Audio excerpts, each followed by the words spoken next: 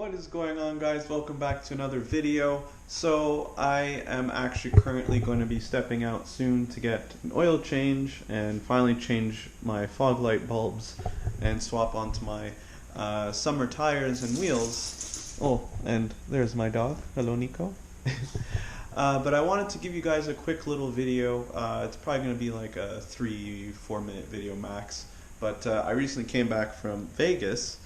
Vacation trip, much needed, and I went to the Shelby America factory, which is super cool. If you're a Ford fan, a Mustang fan, like you know I am, I had to go there. It was about 10 minutes drive from the hotel I was staying at, so you know I had to go, stop by, check out the entire display at their showroom, and just bask in the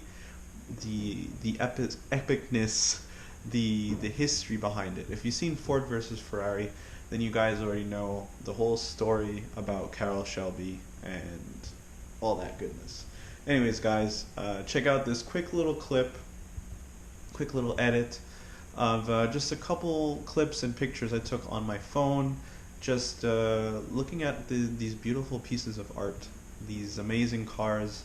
And just a quick little look at the, actually they weren't really working that much, but the factory, or the garage, a huge ass garage there.